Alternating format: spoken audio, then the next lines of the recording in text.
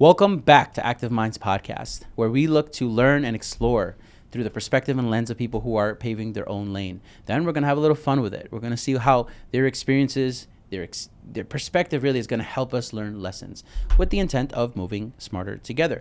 Today I'm joined by Roberto. Roberto is a very, very niche designer, architect, flipper, builder, developer. I can keep going. Yeah. But you do something very beautiful, and I don't know if we can share it with the audience yet. But you're going to make a car walk on water. Yeah. Yeah, I am. Yes. I am. Thanks for having me. Absolutely, man. It's a pleasure to have you here. Especialmente que somos vecinos. We're neighbors, our parents' countries.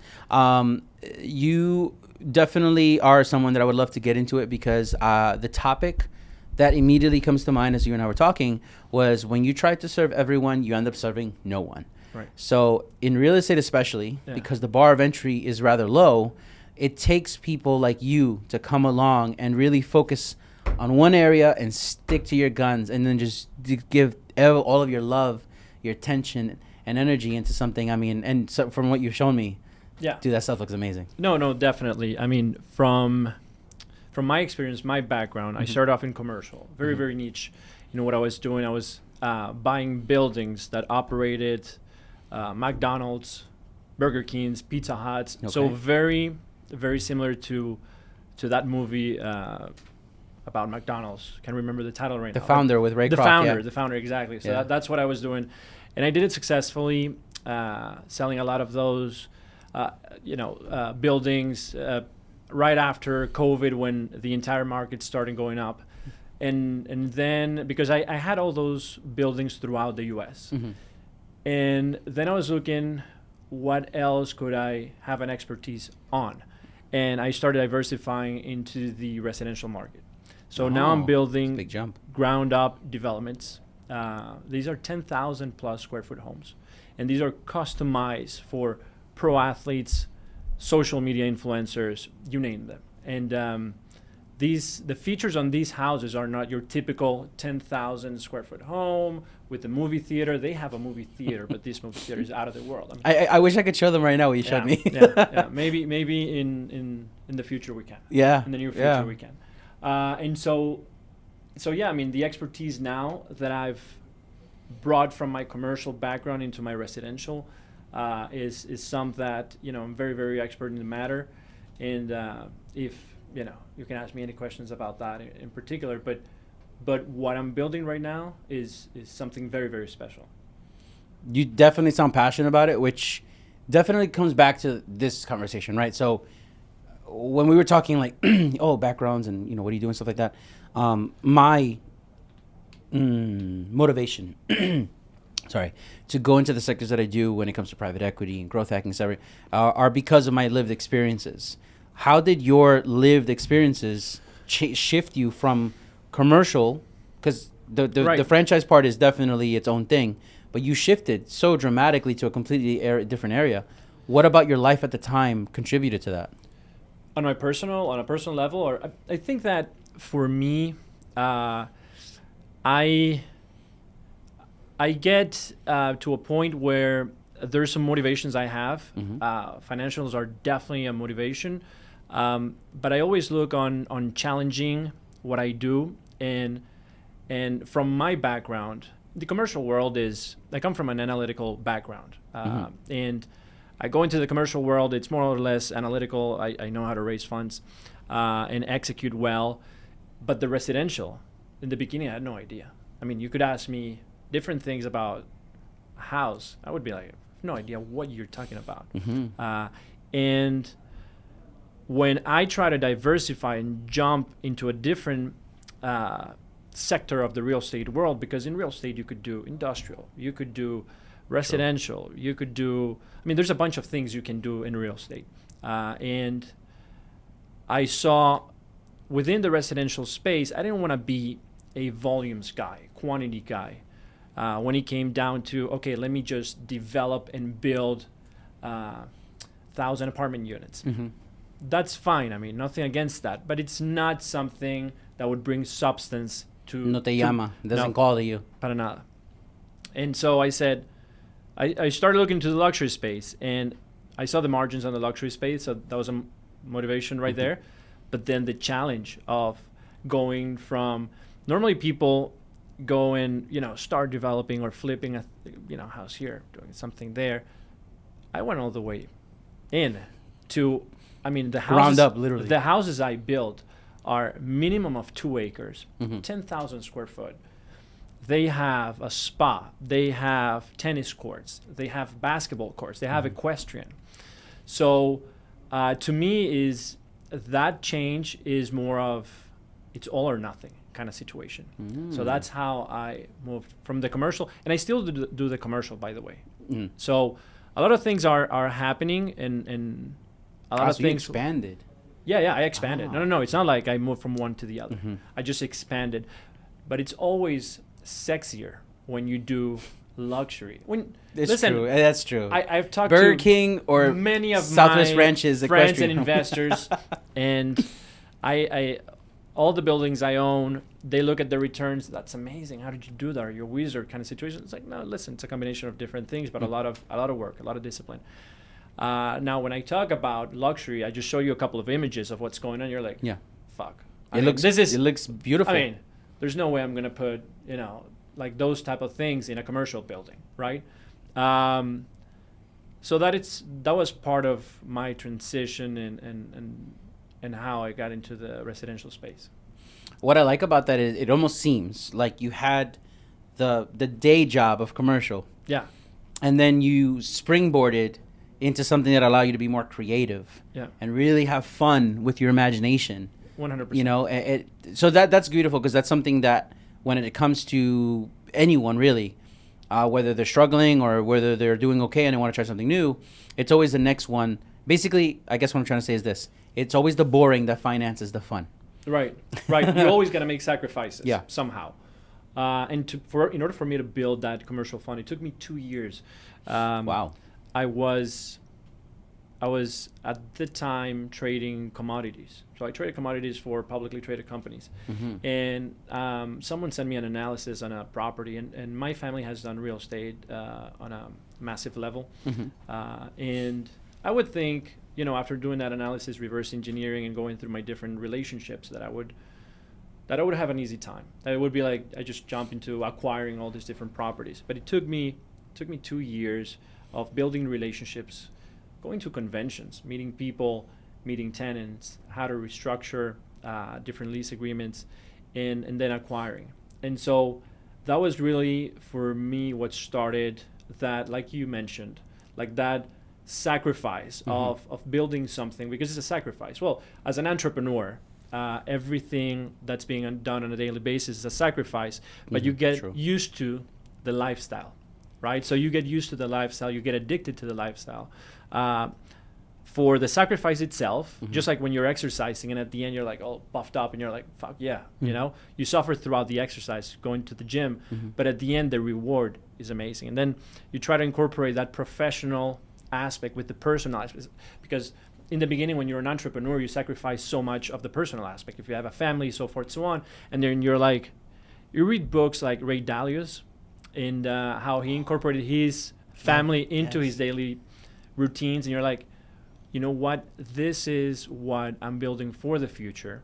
And my family has to come along for the ride, And so, the commercial, I would say that the commercial is something that I did enjoy a lot, and I still enjoy to this day. But it took me, the process was, I would raise funds, find properties, acquire them based on the criteria I had on hand. After acquiring those properties, some of those were managed by these publicly traded companies, young brands. They would manage those. So my time occupied after some of these huge acquisitions it just slowed down after. And I'm like, okay, I got rewarded financially for these things. Yeah. But then I'm like, where do I go? And I needed to, so all those fix and flips you mentioned in the beginning, sure, I'm very experienced in that regard as well. But those to me are minutiae, There's it's great to have money done in those fix and flips. I think there's nothing wrong with that when you do it But if you want to create an impact, which is what I want to do, create an impact is move on to the residential luxury ground up, Amen. estates, ranches. So yeah, that is. Yeah, you're definitely leaving your mark on his stamp. I can at least try to relate to you here. Yeah. Because before, maybe I told you in a previous life I did real estate. Yeah. Development director, but now for years I've been a growth hacker. Basically, for the last decade, over the last decade, been growth hacking. Okay. And with growth hacking, it put me into many different arenas. That was the fun. But then now the bread and butter is private equity, and private equity is dude. It's just like that. You do your analysis, you acquire, and you build. Right. But the problem is that how traditional private equity works is you just acquire and then you just hand it off. Mm-hmm. But me, I like to be an operator. Yeah. So like now it's like you acquire and then we get to work. We go work, build, and maybe there's an exit, maybe there isn't. Who knows? Pero nonetheless, I can resonate when I hear you. That's what I hear. I'm like, yeah, I can see where he's coming from, because that's what I love about my setup now. Right. But it took time, it took design, and I did have to sacrifice. I literally packed my car up and moved down here, mostly because I wasn't seeing my son. Yeah. I was seeing him like maybe at 11 p.m. Right. Eso me rompía el corazón. That used to break my heart, like waking him up. So I can understand where you're coming from in that. And by the way, huge Ray Dalio fan over here. Yeah. You said that he talks about his family coming along for the ride. Is that kind of where things are taking you now? Like you're bringing your family along? I definitely take my family for, included. I like that. As a matter of fact, today is my daughter's birthday, right? Feliz cumpleaños. Gracias. So it's, she's in school right now, right? So that's fine. So it's a thing about time management so I already have everything planned for after she goes out, out of school. So yeah, I mean, but it's complicated, right? Now it's easier said than done, for sure. Yep. Because what you mentioned about your daughter and waking her up 11 p.m. or whatnot, I still have those days. Mm-hmm. I mean, it doesn't change necessarily the amount of work put in place, but definitely how my day is scheduled as far as, okay, I have time here that I can use, and maybe later I have a dinner or a meeting or something like that. Let me use those 2 hours. Let me use those 3 hours so that I can spend that time with them. Kind of like your work, quality, not 100%, quantity. 100%. Well, 100%. Yeah, you see how that connects, right? Yeah. No, I respect that, man. So those 3 hours es para tu hija. It's for your daughter. Sí. I have 2 daughters, yes. But 2 daughters. Yeah. God bless. Yeah, thank you. But it's right now for me. It's not the time to find work balance. I honestly couldn't care less for work balance. Kind of people are looking for their zen, and listen, to each their own. That's all fine. There's a give and take all the time. But it's now to me is chaos, and I like chaos, and I like the way chaos is going. At some point in my life, I will sit down and look at the fruits of my labor. But for the moment, I think, because as you age, it's natural that the mind, even if you eat well, you meditate, you do all these different things, which you have to do really on a daily basis, be thankful, gets to a point where the mind doesn't react the same way as it used to before. And I believe right now I'm in my prime. So chaos is now the order, Ahora cuando te ponen las pilas. Sí, 100%. Right now is when you go hard. Okay. 100%. You know what? I respect that. And I respect it for many, many reasons. But specifically, yes, the work-life balance. Like when we were talking, I said what I love about my current setup is just I'm paid by my discernment, my judgment, as opposed to before. And then with you right now, you're saying now is the time for chaos, as in everything's in chapters. Right. And a lot of times people will listen to your perspective and try to say, like, try their hardest to make themselves fit into it. So they end up basically taking good advice, but applying it wrong. Right. So in your example, you're saying, fuck work-life balance. Like I want to do things, but I don't want to sabotage my family. Right. So the time management sticks out to me for that reason. What does that look like in terms of priorities for you when you're managing your time? So, I mean, it's all about, for example, every night I check my schedule for the week and for the following day. As a matter of fact, with your assistant, with Alicia, I was texting, I texted her, I think, over the weekend, just like, are we still on for Monday? I don't even know. I mean, I had it in my calendar. Just wanted to make sure. Confirm, because I could do other things if that's not going. Yes, that's that. And And then, so at night, make sure what's going on throughout the rest of the week, what's going on the next day, and of course, if there's any space in between that the family could be added, I would add that.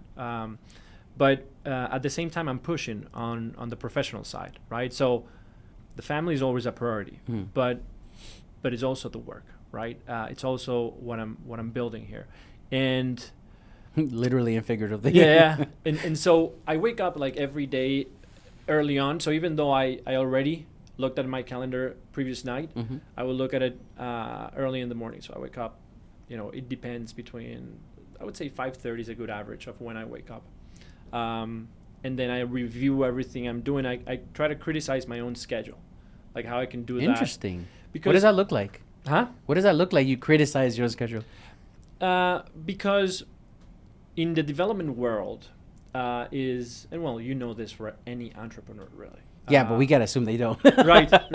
So for in the development world, really is it's not like you have different tasks that you do on a daily basis. Like those could be, you can hand off to your assistant for administrative and all these different things, and you can order your engineers, your architects, your designers to do tasks. Those tasks have a deadline. Perfect. Yes, they do. But then me as a business owner, I have to constantly work on the R&D, right? So all these things are moving along, right? So in order for those things to have moved along, in the beginning I did some research and development, how that would be structured and how to push the schedule to go even faster. But once that is out of the way, because that could be as easy as emails, calls, follow-ups, those are easy things to be on top of things. Then how do I make sure I continue to keep chaos going, right? To continue to continue to acquire. So I've acquired a good size of land out in Southwest Ranches.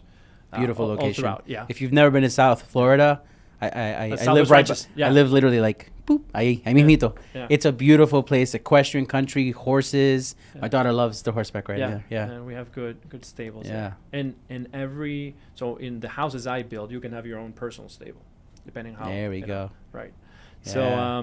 So yeah, I mean that's really how I look at my schedule and criticize, and I sometimes even speak to myself like in the third person, like, you're a wuss if you think you're gonna take this long to do that. Coño, Roberto. Yeah, sí. No, en serio. You talk shit to yourself? Yeah, no, 100%, 100%. That's funny, dude. Yeah. I don't know why I just pictured, because in our culture there's that banter. We Yeah. basically talk shit to each other, but it's a love thing, really. Yeah. Like kind of like even when we give nicknames to each other, like there's always like, if you have a deficiency, algún mal defecto, that becomes your thing. So it's funny because you're kind of, it's not even self-deprecating humor at this point. You're kind of just amping yourself up in a way that works for you. No, and there's different things that I would say that I do. I don't need motivational. I don't need to have my coffee in order to be pumped up. I do drink a lot of coffee though, because I'm Latino, and and I do have it's a staple. And Red Bull, and I mean I don't have the healthiest diet, to be honest. Now that thank I you for being honest. Yeah, no. Yeah. Now that I think about it, so this is more like a therapy session, I guess. And todo en moderación, bro. Everything sí. in moderation, you're fine. Sí, 100%. Yeah. And so because I find my job, my day-to-day, so attractive enough to create something. There's something that I see whenever I do all these different tasks, and frustrating tasks, right? Like, and the most frustrating I would say is they'll deal with different personalities. So you have subcontractors, engineers, employees. Everyone has a different personality, and they have a role, they have a responsibility, they have to.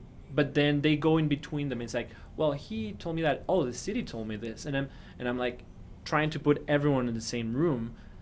To you have anything to say about her or him, just go ahead and say it. But we have to move along. I take all the risks here. I raise capital. I have to make sure all of these homes provide the margins in order for me to continue to build and to create something special here. I basically have no room for error. and that's the way I see it. I don't look at plan B. Oh, maybe if this didn't happen, I would go after this. So all those things that I apply are things that, as any entrepreneur and any, they have to be done. They just have to be done. Mm-hmm. So yeah, that's. Would you? In my experience, this is why I'm asking you. I've noticed that there is managing different personalities. There is, let's say, in this the LP, the limited partner in your fund, and then the contractors, the employees, and everything. Who would you say right now in your experience is the easiest to manage? The LPs, because I'm very selective of my LPs. Oh, that's So the reason I'm laughing, by the way, is so something that he has to maneuver a lot is this: the LPs are the limited partners. Those are the people that he has his fund and he's going to acquire. He's got his criteria. Basically, he has a whole business plan, and those people put money into that business plan for him to go execute. And then on the other side, you have your contractors, essentially the team. And many times, people in his position will fall into this cadence where it's flowing great, but their LPs or the investors are a little annoying. And then in the other aspect right now, in your experience, you're telling me that it's the contractors that you're working with, your team, that are kind of, they're a little bit more delicate to handle. Yeah, well, and I would say it's not like there's anything wrong happening. It's more I push even further. Mm-hmm. So the first thing I tell my contractors, my engineers is, if I send you a job, by when can you have it done? Mm-hmm. Or, oh, really, can you have it?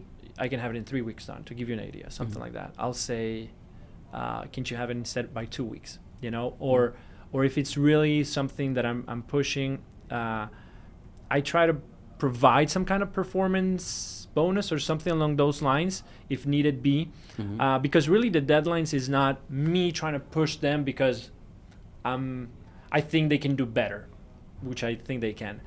It's more of overall time is money. Mm-hmm. So I need to really make sure time is really, it's a luxury really. Yeah. And time is what I need to have on my end. Opportunity cost, absolutely. Right. So for my LPs, I mean, and when I say, you asked me the question like black and white, who's easier? Yeah. That doesn't mean that the LPs are necessarily, walk in the park. It's a different game for sure. It's just a different game. But my LPs have seen me perform in the past well enough that they trust me enough the way I'm operating. And I always try to get ahead. If there's communication that needs to be done, I either do it over the phone or I communicate right away. I just don't want them to be surprised. Fair. And whenever they try to, now in the luxury residential space, everyone I meet has ideas. Everyone's a designer now. Everyone is, it's like suddenly. My daughter does real estate. Yeah. She could do this too. No, I swear. I mean, like, you know how many interior designers now I know suddenly, or people. But when I ask, what's your experience? They're like, oh no, listen, I used to do this in college. I'm like, yeah, it's not college. It's not right now. Yeah. And lo mismo pasó with marketing too. Yeah. Everyone became a marketer. Yeah. Everyone's a marketer, right? 100%. It's like, oh, this would look better here. Okay, whatever. So I have some of the LPs come to me with, I know someone, mm-hmm. or this family, this relative of mine does this. And I'm like, okay, send me their CV, send me something where, and I just say no if they're not up to par. It's as simple as that. So I'm very firm with my LPs in that. I think they respect that.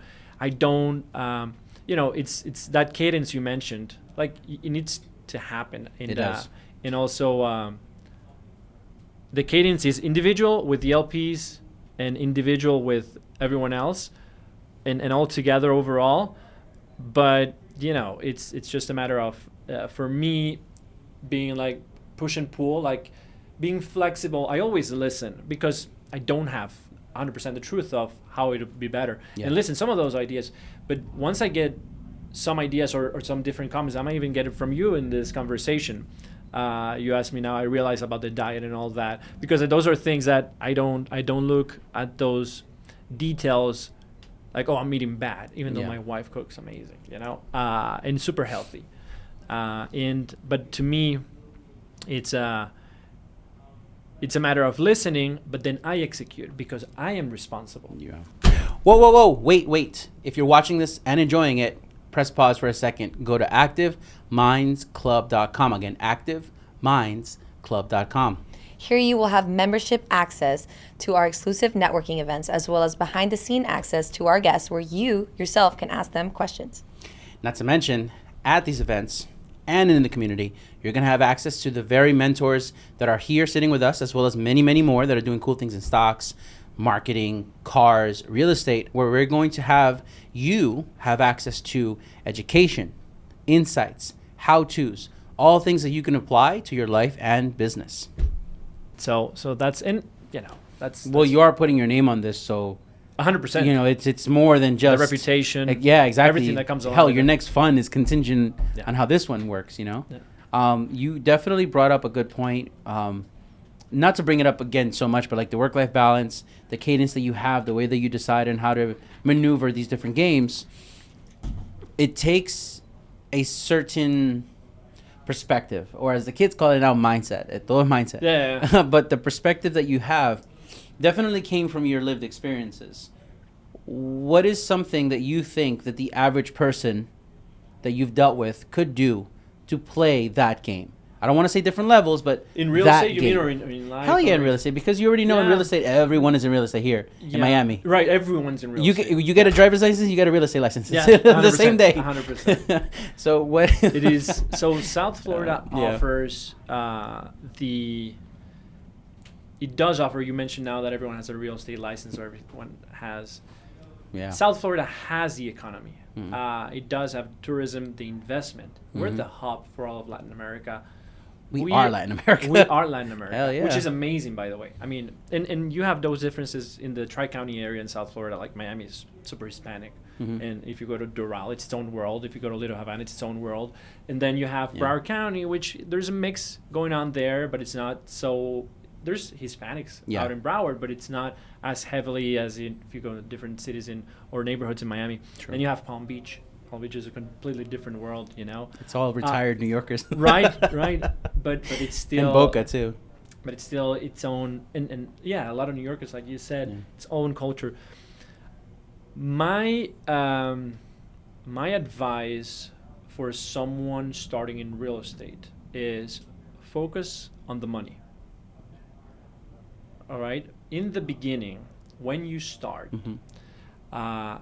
you should focus on getting paid. Does not matter. Real estate is so broad. You could do commercial, you can do residential, and on the commercial you can diversify into a gazillion things, and the residential a gazillion things. So generally people start going into having a real estate license, and then they go after a huge brokerage firm, or they go after name branding. Mhm. I would say, I don't have the formula for that. I mean, that's okay. That's perfectly fine. I don't care who you work for, if it's Yeah. small or large.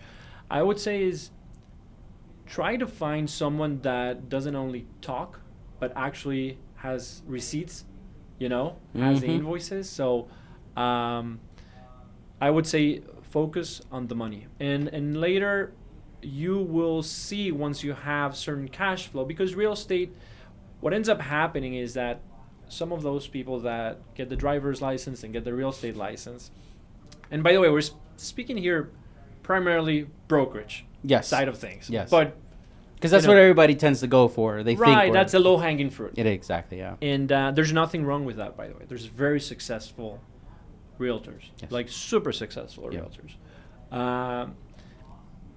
that, they do one transaction, and it's very competitive. They do one transaction and then, oh, I got this money, but they really don't apply themselves into how to invoice more. They generally tend to go to their family, friends, that's it. And that's, so I would say focus on the money, and whatever that may be, wherever that may be in real estate, and try to gain exposure somehow, somewhere. I give you my example. I have exposure on Instagram, and really good exposure. I don't have YouTube exposure, right? I don't have on other social media platforms as good as I have on Instagram. Nice. So But I you have found your audience. But I found my audience. I found my audience, and I get the exposure out there. And not only am I have that exposure to the massive public on Instagram because I have thousands of followers there, but I also have my inner circles where I do attend to different, with very, very influential and people. And when I mean exposure, it's like I'm attending very private meetings, very invite only type of meetings. Yeah, those are the best where ones. I get firsthand, relationships and That's how you raise an LP fund, by the way. Yes, by the way, yeah, that's how do it. you avoid being oversubscribed. Yes, yes. Hell yeah. Yeah. So That takes a lot of work, dude. It takes Like a lot of I work. don't want to just gloss over that like it's like any other day. Like if you're getting invite only, oh yeah, you have put in work. No, you've and shaking all the hands. If you kissed look all at the my babies. Instagram, just take a quick look. I've been to, and now that it's on my Instagram, I can talk about it because generally speaking, I'm very reserved when it comes to Fair. who I'm meeting with. But I've had dinner in Mar-a-Lago with President Trump. How was that? That was great. No, seriously. Like you're doing real estate in South Florida. Next thing you know, you're having dinner at Mar-a-Lago with Trump and his son and etc. Yeah. What would be the difference between an event like that and an event like say here with Manny Perez of Related? No, I would say if you have an event with many people around it, that's just a meet and greet kind of situation. When you're sitting down in the table, discussing with only a few individuals, very private conversations, it's a different take. And that's what I always strive. So you're saying his do. dinner with Trump is intimate? Yes. Oh wow! I wouldn't have expected to Not hear that that. intimate, but yes. Yeah. No, but listen, the Mar-a-Lago experience was a great experience. He's a very sharp individual. Okay. Very sharp individual. And not to get into the political, Oh no, we're not. I'm a New Yorker. I grew up literally. He was everywhere growing up. Yeah. No, and but of course, political is always mentioned. But he's a very, very sharp individual, regardless of what you think of him politically. Yes. Listen, I was at Peter Thiel's house. I'm very familiar with Peter Thiel. Yeah. Yeah. Thiel Ventures, by the way. Yes. Thiel. Yeah. And I'm just mentioning the ones that you see on Instagram, right? Dude, he didn't he try to steal Joe Rogan away from Spotify? I don't know. Oh, okay. Yeah, no he idea. tried to offer him like 300 mil to walk away from Spotify. I could be wrong about the number amount, but he was Could like, be. come on down. He's a very interesting individual. Really? Yeah, very interesting. So you're having dinner with Trump. You're having dinner with Peter Thiel. Obviously, I consider them two very different individuals because Peter Thiel is playing a 100%. different game. But I think what I took from them is that they're very applied and they're very passionate. There's only one reason why I took, like, for example, from President Trump, how sharp he was, is that he does what he does on a daily basis so often that you become an expert at what you do, and you're very sharp. Really? Yeah. So I think that with Peter Thiel is a different. Okay, I think I see where you're going with that. Okay. With Peter Thiel is he's just a whiz kid. I mean, he's just smart beyond. Like me speaking to him, we were having a drink, and I could tell. So I think there's more out there of Elon Musk and how maybe he's somehow awkward in the way he talks, like socially, but he's still very social regardless. Peter Thiel is a similar type of personality. And he's always like 3 steps ahead of whatever it is you're doing. So whenever you and I are talking right now, it's like a cadence. It's like a balance. It's like we're trying to find out really what's going on. We know that there are cameras, happening. Yeah. We're thinking of all these different things. But then he's also thinking of the impact of this on a not only on an audience level, but how that could affect, Business. or any type of. So it's like I felt dumb on that conversation, kind Ooh, of. that's a good feeling. Yeah. That's an exciting feeling. You like chaos. Yes. Yeah. But that was great, and then I have some influencers that I'm also, Could I be wrong here? From what not watching what they say, I'm watching what they do, and it appears from the outward that when I said that Peter Thiel and Donald Trump are two different individuals, the game that I see Peter Thiel playing is that he wants to employ, control, and own as many Trumps as he possibly can.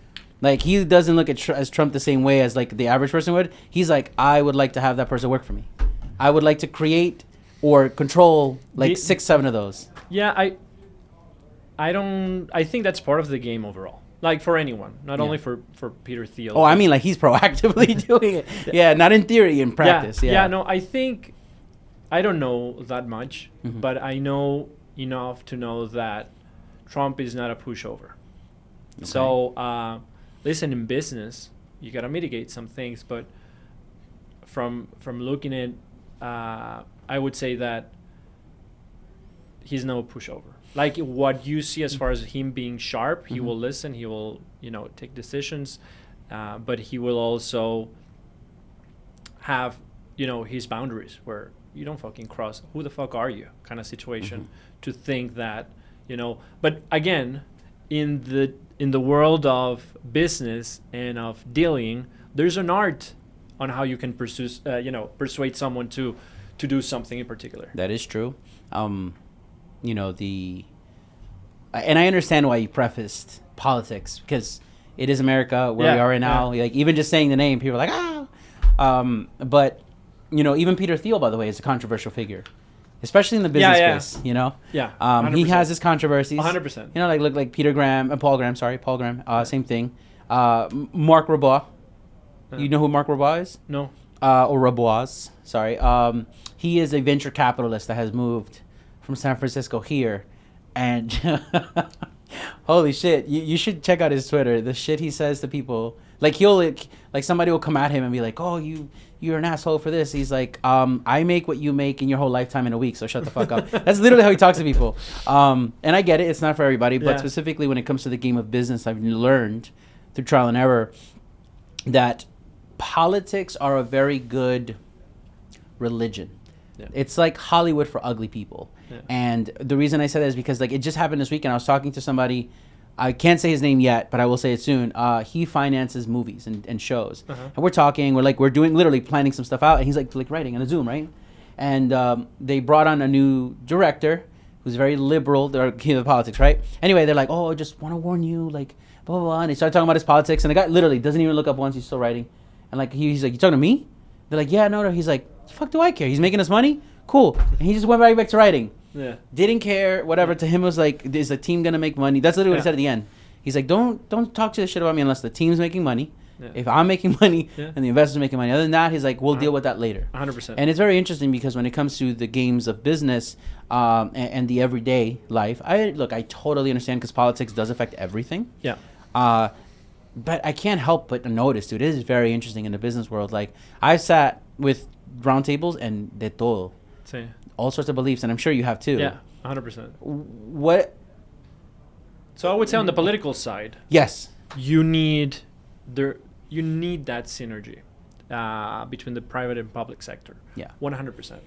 And that's part of being on the private side. Yeah, is like, you need to know who is in the public side and what their goals are. And how you could work around those things, and that is a very good point. Like you know who Lex Friedman is? Yeah, of course. Lex Friedman said something that he said, we are a lot more in the middle than we realize. Don't let the far left or the far right 100% get it twisted for you. 100%. Yeah. And I've been on, when it comes to politically, I've been on both sides on very, very private meetings, and I know how people talk behind. I was about to say, like, dude, they're a lot more alike than you realize. 100%. Oh my God. They are 100%. Holy They could sit here with us and be like just having a beer and like just be like There's so much I want to say that I'm not going to say. Yeah. But yeah, like then, that was mind blowing. And then switching from the political, like a couple of weeks ago, I was in Brickell with 6ix9ine and Steve Will Do It. Oh, okay. Yeah. And I'm mentioning again the people that you see the pictures on, and on my perspective, I develop real estate, luxury, and I have to have the exposure that you asked me before. What would you advise someone coming up in real estate? Is focus on the money, but be exposed. And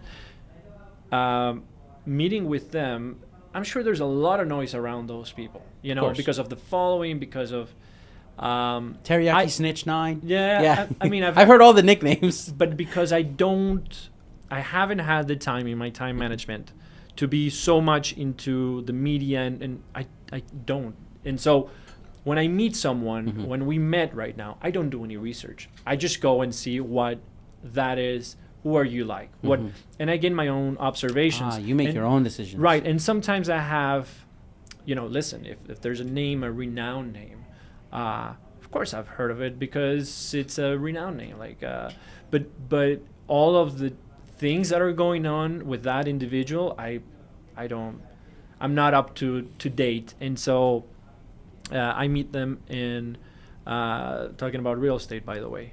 And listen, they're from one of them, from 6ix9ine, very good vibes. He's very hyped person, but really good vibes in what I got from him. And then from Steve Will Do It, such a cool individual. Such a cool individual. That's the guy you have dinner with. Like you would have dinner with him. If I would have dinner with him, we just had a couple of drinks. That was about it. But and we talked a bit.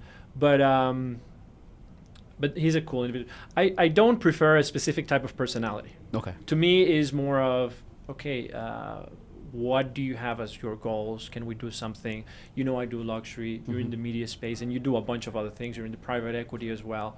Hey, listen, maybe I ask you a couple of questions about, in the private equity, what are the industries you're focusing on? Yes, we did talk about that, yeah. Right, and what is it what's your criteria? What do you look, for example, in real estate? Because that's something I do. Or you're traveling somewhere with the Hollywood type, with the movie type individuals that maybe those could be clients of mine. Oh, absolutely. And then it's like, let's connect. Let's see what can happen out here. Might as well just join us when we go to Sunday. Yeah, listen, by all means. Hell yeah, dude. I mean, hey. Yeah. For the Venezolano to join me, come on, are you kidding me? That's already a good time. 100%. I love that. But that right there is something that, how do I put it? Okay, I'll give you an example. Like right now, we're in the beginning of, I call it Hispandering Heritage Month. Because all of a sudden, like, they pay attention, right? And I mention that for a reason. There are a lot of groups that basically end up with they start with the right intention and they end up with the horrible execution. And I think that's the reason that I've admittedly kind of changed over the last few years in terms of how I approach these things. Because before I did get caught up in when I was younger. And then after a while I started realizing like you've ever heard the term layer cake? No. It's also a movie, by the way, with the guy Daniel Craig, who played 007. Yeah. It's a movie called Layer Cake. Check it out whenever you have a chance. Okay. There's a guy named Eddie Temple. And I won't say the whole thing, but he basically says, you eat shit, you get a little higher, you eat a little less shit, you get a little higher. Eventually you hit this rarefied stratosphere where you don't even remember that shit exists. And anywho, I've noticed that different levels, different games, oh my God, the conversation's way different. The priorities completely, it almost seems like the different social games you want to play, there is a way different focus. Yeah. To the point where it's just like dollars and cents, advancement, growth, et cetera, and that does rub people the wrong way. Like, for example, you saying, I can imagine you probably even bite your tongue at certain places and you won't say you had dinner in Mar-a-Lago. Yeah. Because they might, spaz out on you. Excuse me. Hell, even saying that word now. Beyonce just paid for it. But anyway, because of that, you do navigate work in a certain way. Cuando te introducen a alguien, when they introduce you to somebody, your approach, I feel like, kind of shields you from walking in with a preconceived notion. Sí, claro. No, I mean, I would say that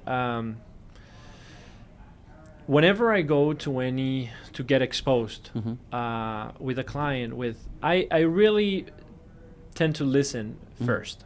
I want to know what the individual is looking really to do, and a lot of times you listen to words of what people are saying, the actual words, and you can pinpoint what their real interests are. You know, What would be an example of that? yeah, I That mean, comes to mind. you know, I would say that someone that is interested in buying one of my houses, Mm-hmm. and the financial is all in line, right, from their end. And then we talk about, are they married, or if they're married, what are the spouses? And they would say something along the lines of, yeah, whatever, you know, my wife and I already spoke. And she's got to see everything, but we're already in line. And it's just that maybe this area of the house, we could have changed it if there's no cost additional to doing that, but it should be good like that. It should we should be fine. We should be able to close this transaction fine. I don't feel very good about that. Right, and then, but the way, and also the way they say, no, we should be fine. Like, you know how people are like, don't worry about it, it's all good. Mm-hmm. No, this is the only thing she mentioned would not, but we're fine. And if I don't tackle that at that particular point, what do? I want to talk to the wife right away. You know, I want to talk to her and see, Mm-hmm. tell me, I mean, what are your concerns? Because you let that lag, and that is one thing that she has in her, you know, vault, or just waiting like a bullet just for her to shoot for whatever reasons. And then if you have 2 or 3 of those, it becomes a shotgun, you know, kind of situation, or a machine gun. And for me, is like listening to the words of what you're really saying and tackling those ASAP, so it doesn't become an issue at the end. I like that. That's pragmatic as hell. Yeah. As we start to wrap this conversation up, let's extrapolate. Like, let's press pause. Let's extrapolate a little bit of what Roberto's putting down here. Roberto immediately goes into, as a saturated market, what do I do to just not only just differentiate for differentiation's sake. He starts off with commercial. He starts off with a lot of food companies, etc. So the commercial side is something that he realizes, oh my God, I'm good at this, but I want more. So he starts to build off of that. So he has his foundation. And even if you're not doing what he's doing, let's say you have a day job, that is your foundation. The boring always finances the good. If you want a good example of that, look up Austin Kleon, Steal Like an Artist. It's one of his books. But Austin Kleon actually goes extensively into feeding your creativity, monetizing your creativity, and something he definitely has honed in on, as Roberto has, is focusing on the boring. The boring is what's going to finance the fun. After that, he immediately goes into what is the fun? What does it look like? And he takes 2 years. Yeah. 2 fucking years to just learn as much as he can to finally land on luxury development, residential real estate. And that actually, I'm going to press a pause or put a pin in that for a second, is if real estate happens to be something that you're interested in, there's so many areas. We got property management. We've got flipping, wholesaling. We've got development. We've got industrial. We got engineering. All this before we even talk about brokerages. So definitely do research on all the sides. Then after that, he immediately goes into time management. And I like that, by the way, huge kudos. He immediately says, like, I don't eat the healthiest. My time management is not what you think it is. I'm not sitting there meditating at 5:30 and then just crushing the day. I want chaos. I want to build and build and grow and grow. And mostly that tends to happen with people who are hitting their creative stride. They found something they're excited about, and guess what? Nothing else matters. And one of the cool things about that in situations like Roberto is that he's sharing that he's got his family and his chaos.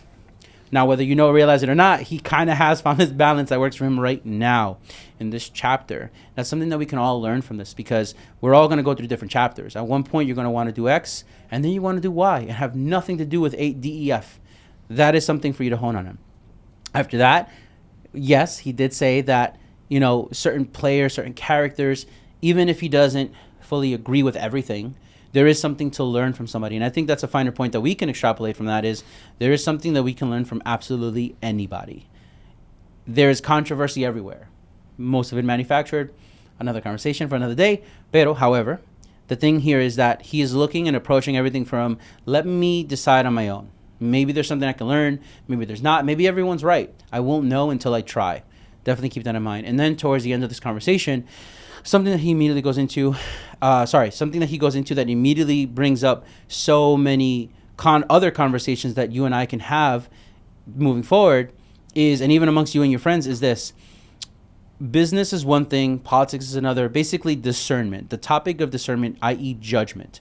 Judgment is going to be something so powerful for you to actually practice because it pays you more. There's a higher ROI on better discernment and judgment. And number two, it does put you into very interesting rooms. Something that he has achieved, and I definitely tip my hat to you, is that he has gotten to the rarefied stratosphere of where now it's invite only.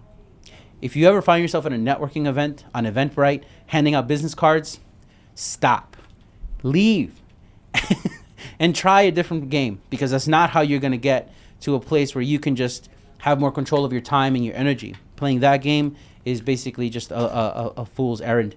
Just want to make sure that I'm capturing a lot of what you're saying. Did I miss anything from what you were sharing with us? Just the fact that I am building the best luxury homes in South Florida. You will hear a lot more about me in the future. Yeah, I do. You got to tell me when I can share that video. I really want to share it. It's so fucking cool. Yeah, well, Yeah. We'll leave people in suspense. Sneak peek. You right can now. drive on water. Yeah. We'll leave Yeah. people in suspense for the moment. You'll see and you'll hear a lot more about me. Absolutely, man. As we wrap up, man, te quiero dar la palabra a vos, give you the last word. In the next 12 months, what's something it's coming so much you could taste it. You're really excited about it. I would say that my exposure into the social media aspect is going to be a lot more going up. So Carlito, Catriel, I appreciate you inviting me here. Yeah. And being part of your podcast. You've been a good sport, man. Thanks for coming out. Appreciate it. No. Absolutely. Great location, like I said. Great team you have here behind the scenes. And I would say that what I'm trying to create here in the next 12 months is for people when they go into real estate, they're not only satisfied with your average return. People focus so much. And if you see now people talking about internal rate of returns and all these different things as if they think they're experts about it, and sometimes it's simpler than that, but there has to be a lot of substance behind it, and what I'm building is substance, and substance in luxury. So you're going to be hearing a lot more about what I do in the luxury residential space. I'm looking forward to that, man. I want to give a huge thanks to Hands Free Automation and Vegan Gummies, sponsor, partner, friend, keeping this machine running. And of course, Roberto, muchas gracias a vos. Many thanks to you for keeping an open mind. Thank you for feeding your curiosity and your creativity. Because now, dude, I'm really going to drive. It's like a 3-minute drive for me. I'm going to drive and check out your places. 100%. Alimentarme la vista, as we say sometimes. Claro que sí. Very, very proud, muy orgulloso de ver lo que estás cumpliendo, lo que estás haciendo. And, dude, I can't wait to see what the next year brings you, man. Gracias. Thank you so much. This has been Catriel C. Sarafati for Active Minds, where we look to have fun, man. Meet more people like Roberto. Have these conversations. See what we can learn from their experiences and perspectives. And last but not least, do yourself a favor. Let's move smarter together. Catch you in the next one. So guys, as we're wrapping up, we want to remind you that we have our membership program now available on ActiveMindsClub.com. ActiveMindsClub.com. Grab yourself a seat. See you there.